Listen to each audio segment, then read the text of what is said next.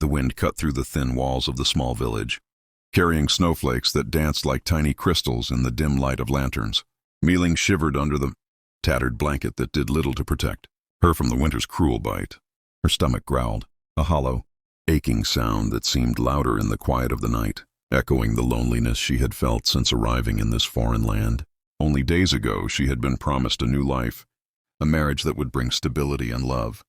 Yet now, on the eve of Christmas, she was abandoned on the outskirts of a ranching town, far from the warmth of family or the comforting smell of a home-cooked meal. Her wedding dress, meant to symbolize joy and new beginnings, was now a thin, icy layer that did nothing to shield her from the frost. Every breath she took clouded in the air, a visible reminder of the cold she could not escape. She hugged her knees, wishing for a miracle, for something, anything to remind her that kindness still existed in the world. As the hours passed, the sounds of the ranch in the distance, horses neighing, the faint creak of barn doors, reminded her she was not entirely alone. But the fear in her heart was overwhelming. She had no money, no friends nearby, and no plan for where to go next. The stars above seemed indifferent, twinkling coldly as if they had forgotten the promises of joy and hope. They were supposed to inspire, just when despair threatened to pull her under completely. The faint sound of footsteps in the snow reached her ears. She lifted her head, squinting into the darkness, her heart pounding with both hope and fear. A man appeared, his coat dusted with snow, carrying a lantern that cut through the gloom. He stopped, studying her for a moment, and then his face softened. "You're coming home," he said simply, extending a hand.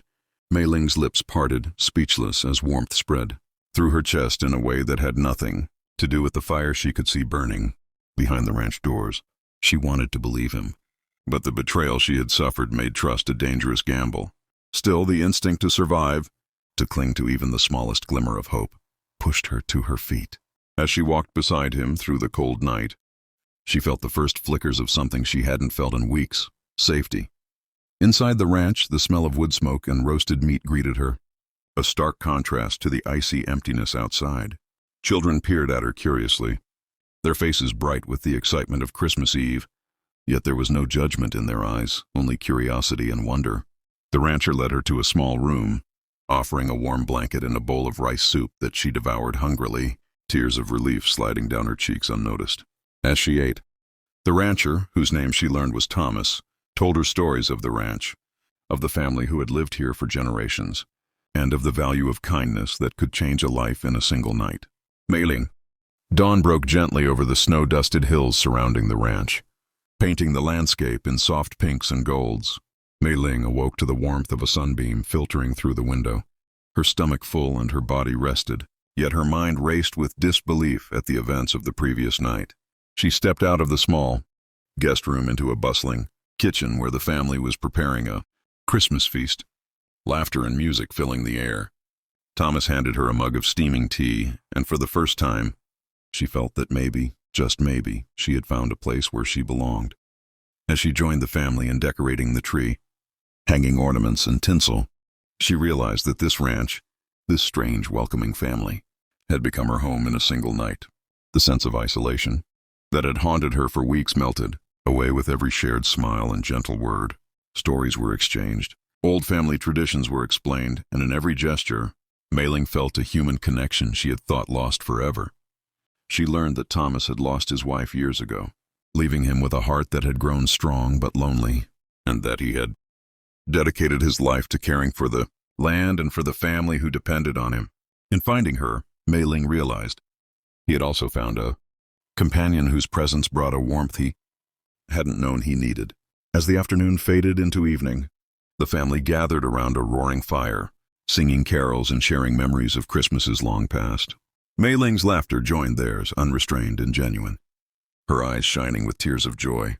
When the first snow of Christmas Eve began to fall, blanketing the world outside in sparkling white, she stepped outside with Thomas, their breaths mingling in the frosty air. She looked up at the sky, filled with stars that no longer seemed cold or indifferent, but bright with promise. "Thank you," she whispered, her voice carrying over the snow-covered fields. Thomas smiled, a simple, profound expression that spoke volumes. "No, Mei-ling, thank you," he replied, realizing that this Christmas had brought more than any of them could have imagined. Together they watched the snow fall, Two souls who had found each other in the midst of despair, and in that quiet moment understood the true meaning of family, compassion, and the miracles that could happen on even the coldest night. When the night finally deepened and the last embers of the fire glowed, Mei Ling felt a peace she had never known, a sense that life, with all its uncertainty, still held beauty and hope. And in the warmth of the ranch, surrounded by people who cared, she finally understood that home was not just a place, it was a feeling, a refuge, and a gift given freely by those who believed in kindness. With the promise of tomorrow glowing in her heart, she turned to Thomas and whispered, "I think I finally understand what Christmas is truly about." And as he nodded, the quiet snow continued to fall, wrapping the world.